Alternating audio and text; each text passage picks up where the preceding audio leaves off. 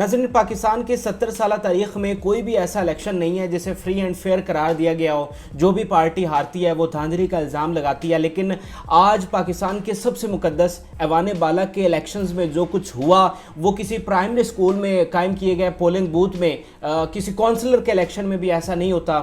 किस तरह मंडियाँ लगी और किस तरह वोट मुस्तरद होने का ड्रामा करके लोगों ने अपने ज़मीर बेचे।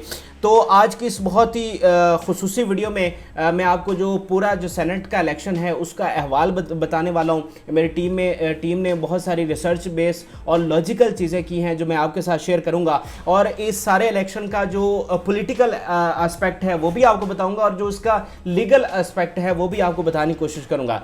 तो सुबह से ही जब इलेक्शन शुरू हुआ सेनेट का, तो सुबह से ये ड्रामा और हंगामा दोनों शुरू हो गए। सुबह सुबह क्या ड्रामा हुआ कि सबसे पहले जो है ना वो जो कैमरे हैं, स्पाई कैमरास, उनका इशू आया। वो क्या था कि जब इलेक्शन शुरू हुआ तो जो PMLN के रहनुमा हैं मुसद्दक मलिक साहब और जो पीपल्स पार्टी के मुस्तफ़ा खोखर साहब हैं, मुस्तफ़ा नवाज़ खोखर साहब, वो जब गए हैं तो उनके बकौल वहाँ पर कैमरे लगे हुए थे और उन्होंने कहा जी ये स्पाई कैमराज हैं जो कि हुकूमत की जानिब से लगाए गए हैं ताकि मॉनिटरिंग की जा सके जो सेनेटर्स हैं उनके इलेक्शन की।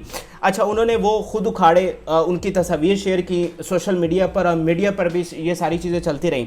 अब इसी दौरान एक दिलचस्प बात हुई, और वो क्या थी कि जो फवाद चौधरी साहब है उन्होंने ट्वीट किया।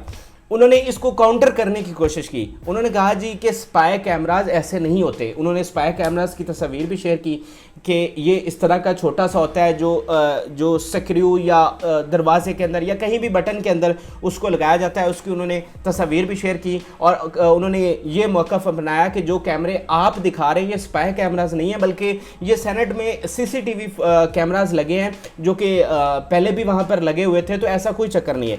अच्छा, अब इस दौरान क्या हुआ कि मुस्तफ़ा नवाज़ खोखर साहब जो हैं वो चाय पी रहे थे जब इनका ट्वीट आया।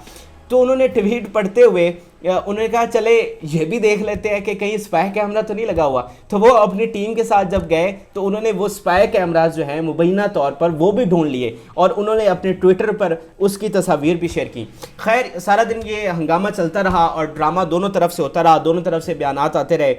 लेकिन जब इस इलेक्शन का सबसे पहले चेयरमैन का इलेक्शन हुआ और उसके लिए वोट डाले गए, और जब इसका रिज़ल्ट आया तो PDM के पैरों तले से ज़मीन निकल गई। अच्छा, अब इसका रिज़ल्ट बड़ा दिलचस्प था।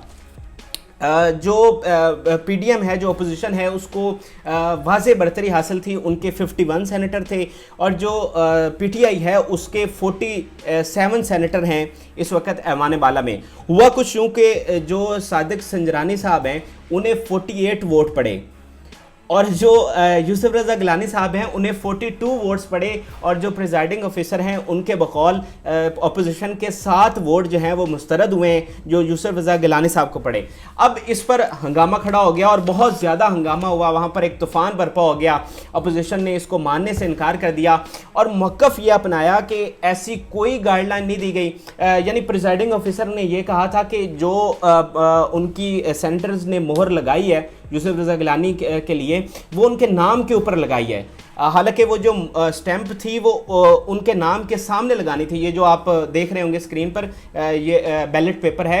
उन्होंने कहा कि इनके नाम के सामने ये स्टैंप लगानी थी, और जिन्होंने वहाँ पर लगाई है वो हमने कबूल किए हैं, लेकिन जो उनके नाम के ऊपर लगी हुई है ये इलीगल है, ये हमने वोट रिजेक्ट किया है। अब इस पर अपोजिशन का मौक़िफ़ क्या आया? उन्होंने ये मौक़िफ़ दिया कि जो उन्होंने वहाँ पर इंस्ट्रक्शंस ECP की जानिब से वहाँ पर अवेज़ा की गई थी उन्होंने वो शेयर की और वहाँ पर पढ़कर भी सुनाई, और उसमें ये लिखा हुआ है कि जो आपके पसंदीदा जो आपका नुमाइंदा है उसके लिए खाने में मोहर लगाएं। यानी वहाँ पर कोई ऐसी क्लियरली नहीं लिखा हुआ कि नाम के ऊपर नहीं लगानी या उनके सामने लगानी है, मतलब ECP की जानिब से ऐसी कोई बात नहीं की। और मैं इस बात की तस्दीक भी करना चाहूँगा, और कुछ वीडियोस भी मौजूद हैं जो मैंने खुद देखी हैं कि जब सुबह इलेक्शन के टाइम जो अपोजिशन के रहनुमा हैं वो जो सेक्रेटरी सेनेट हैं उनके कमरे में गए तो उन्होंने पूछा कि इसका क्या तरीक़ाकार होगा स्टैंप लगाने का। तो वो वीडियो में बाकायदा तौर पर बता रहे हैं कि आपने जो स्टैंप लगानी है वो खाने में लगानी है। इस खाने में, यानी दो ही तो खाने हैं, दो ही उम्मीदवार हैं, और वहाँ पर कोई ऐसा ऐसा सिंबल भी नहीं है जैसा कि दूसरे इलेक्शंस में होता है कि कैंडिडेट का सिंबल होता है, ऐसा नहीं है। 2 खाने हैं जो आप स्क्रीन पर भी देख रहे होंगे, 2 खाने, उसमें आप किसी भी खाने में लगा सकते हैं, चाहे वो नाम के ऊपर लगे चाहे वो सामने लगे। हाँ ये है कि दरमियान में नहीं लगनी चाहिए, या फिर एक और वजह मतलब उसमें इशू आ सकता है कि जब उसको आप स्टैंप लगाने के बाद जब उसकी तय लगाते हैं तो आपने वहाँ पर इस चीज़ का ख्याल रखना है कि जो स्याही है वो दूसरा जो खाना है वहाँ पर ना जाए। इस सूरत में, सिर्फ इस सूरत में आपका वोट जो है वो रिजेक्ट हो सकता है, अदरवाइज आपका वोट वैलिड होगा। और यही मौक़िफ़ था अपोजिशन का जो उन्होंने मीडिया पर भी किया और सेनेट में भी तकरीर की कि ऐसी कोई बात नहीं की गई, जो आपने इंस्ट्रक्शंस लगाई हैं वहाँ पर भी ये लिखा है कि खाने में मोहर लगाई और हमने जो नाम के ऊपर मोहर लगाई गई है वो वैलिड है। अच्छा, अब हंगामा हुआ, सब कुछ हुआ, लेकिन इसी दौरान शोर शराबे के दौरान जो सादिक सजरानी साहब हैं उनसे हलफ लिया गया चेयरमैन सेनेट का, और फिर अगली प्रोसीडिंग शुरू हो गई डिप्टी चेयरमैन सेनेट के लिए। अब इसी दौरान एक बहुत ही दिलचस्प सूरत हाल हुई। जो पीडीएम के रहनुमा हैं वो पार्लियामेंट के बाहर आए और उन्होंने एक एहतजाजी प्रेस कॉन्फ्रेंस की और उसमें ये सारा मौक़िफ़ रखा जो मैंने अभी आपके साथ शेयर किया है।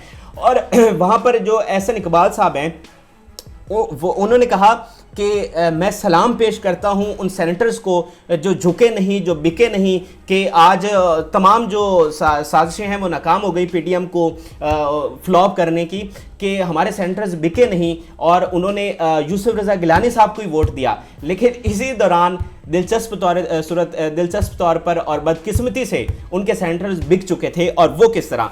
और जो डिप्टी चेयरमैन का जब रिज़ल्ट आया तो सब सूरत हाल वाज़ेह हो गई, और वो रिज़ल्ट जब मैं आपको सुनाऊंगा तो आपको भी असल कहानी की समझ आ जाएगी। मिर्ज़ा मोहम्मद आफरीदी साहब थे डिप्टी चेयरमैन हुकूमत के, और अब्दुल गफूर हैदरी साहब थे पीडीएम के। अब जब रिज़ल्ट आया है तो मिर्ज़ा मोहम्मद आफरीदी साहब को 54 वोट्स मिले हैं और अब्दुल गफूर हैदरी साहब को 44 मिले हैं, यानी उनके थे 47 हुकूमत के, लेकिन उनको मिले 54 हैं। अब आप इसका जायज़ा लें कि ये वही 7 लोग हैं जिनके पहले वहाँ पे मुस्तरद हुए थे, और अब 47 में आप 7 ऐड करें तो कितने बनते हैं, 54 बनते हैं। यानी ये वही 7 लोग थे जिन्होंने पहले, जिनके वोट वहाँ पर मुस्तरद हुए किसी भी तरीके से। और लेकिन जब डिप्टी चेयरमैन का हुआ जब इलेक्शन हुआ तो उन्होंने उनको वोट डाले। यानी अब ये बात बिल्कुल वाज़ेह हो जाती है कि 7 लोग ऐसे हैं, न जाने में कौन हैं, जो बिके हैं, जिन्होंने अपना ज़मीर बेचा है। और जो एहसन इकबाल साहब बहुत फ़ख्र के साथ कह रहे थे कि मैं सलाम पेश करता हूं कि हमारे सेनेटर्स जो हैं वो बिके नहीं, वो झुके नहीं।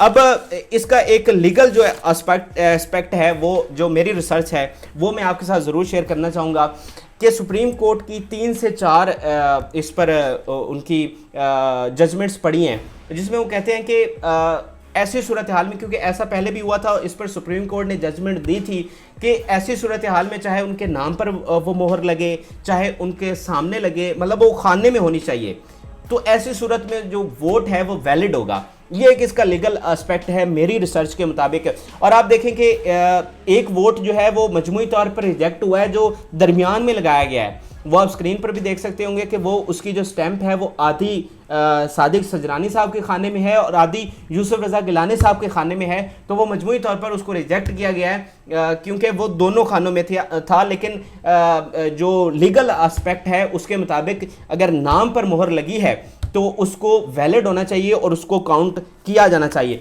अब बहरहाल हुकूमत की आज बड़ी जीत हुई है और उनके जो दोनों नुमाइंदे हैं वो जीत चुके हैं। लेकिन बहुत ही अफसोसनाक बात है, बहुत ही शर्मिंदगी की बात है कि आज हुकूमत तो जीत गई है, आज वो नुमाइंदे तो जीत गए हैं, लेकिन अवाम आज फिर से हार गई है। अब ये उनकी जानिब से ये मौक़िफ़ भी आ रहा है कि हमने बदला लिया है। हालांकि इस बयान से सारी चीज़ें वाज़ेह हो जाती हैं कि वो बदला किस तरह से लिया गया है। लेकिन एक बात जो आज समझने की है कि आप सबको वो बात समझनी चाहिए और आवाम को वो बात समझनी चाहिए कि यहाँ पर हर बंदे ने अपनी दुकान चमकाई हुई है। किसी का मुल्क के मफाद से, अवाम के मफाद से किसी का लेना देना नहीं है। यहाँ पर हर बंदे ने अपनी दुकान चमकाई हुई है। आप देखें कि जब फर्स्ट टाइम सादिक सजरानी साहब चेयरमैन बने थे तो आपको याद होगा कि बिलावल भुट्टो साहब ने क्या ट्वीट किया था, वो आप स्क्रीन पर भी देख रहे होंगे। बिलावल भुट्टो साहब ने उनको लड्डू खिलाए थे और बड़ी खुशियां मनाई थी, और PMLN की जो गवर्नमेंट है बलूचिस्तान में वो गिराई गई थी, और किस तरह वो सारा ड्रामा हुआ। और आज जो बिलावल भुट्टो साहब हैं वो कहते हैं जी जो प्रिजाइडिंग ऑफिसर हैं वो हुकूमत के इत्तेहादी हैं। तो ये मफाद की सियासत है, जिसका जो जीत जाता है वो इदारों के साथ खड़ा हो जाता है, जो हार जाता है वो इदारों के खिलाफ खड़ा हो जाता है। जैसा कि अभी चंद दिन पहले जब यूसुफ रज़ा गिलानी साहब का इलेक्शन और उनका मुकाबला हुआ हफीज़ शेख साहब से और वो जीत गए, तो खान साहब ने, हमारे वज़ीर-ए-आज़म, हमारे कप्तान साहब ने क्या किया, उन्होंने इलेक्शन कमीशन के ऊपर इल्ज़ामात के अंबार लगा दिए, उन्हें मुतनाज़ तरीन और पता नहीं क्या क्या उन्होंने कहा। लेकिन आज जब वो जीत गए हैं तो वो कहते हैं ये बहुत अच्छा हुआ है। और अब से पहले वो कह रहे थे कि यहाँ पर सेनेट इलेक्शन में मंडियाँ लगाई गई और ख़रीदे गए लोग, लेकिन आज मुझे बताएं कि आज किसने ख़रीदे हैं और आज किसने अपने ज़मीर बेचे हैं। और तब आप कहते थे कि जो बिकने वाले हैं या ख़रीदने वाले हैं वो गद्दार हैं, तो आज फिर किसने ख़रीदे हैं। और आखिर में एहसन इकबाल साहब से मैं एक सवाल करना चाहूँगा कि उन्होंने प्रेस कॉन्फ्रेंस के दरमियान कहा कि जो हमारी अदालतें हैं वहाँ पर जाएंगे और वहाँ पर इंसाफ लेंगे। आज आइन और कानून पर डाका डाला गया है, हम अदालतों से इंसाफ लेंगे और अदालतें हमें इंसाफ देंगी। लेकिन मैं उनसे सवाल करना चाहूँगा कि ये जो 7 लोग आपके बिके हैं, आप इनका भी हिसाब लेंगे और अवाम के सामने इन ज़मीर फरोशों को लेकर आएंगे जो चंद पैसों के लिए अवाम के मफाद का सौदा करते हैं। तो नाजरीन, ये सारी सूरत हाल थी सेनेट इलेक्शंस के हवाले से। सुबह से अब तक जो भी अपडेट्स हुई हैं, जो सारी कहानी थी वो मैंने आपको बताई, और ये बात वाज़ेह हो जाती है कि लोग यहाँ पर बिके हैं। और अब आवाम को भी इस अपनी पार्टी से, जो उनकी नुमाइंदा पार्टीज़ हैं, उनसे मुतालबा करना चाहिए कि ये जो ज़मीर फरोश है इनको सामने लेकर आना चाहिए। उम्मीद करता हूँ कि आपको ये वीडियो पसंद आई होगी और हमारे चैनल को ज़रूर सब्सक्राइब कीजिएगा। अल्लाह हाफ़िज़।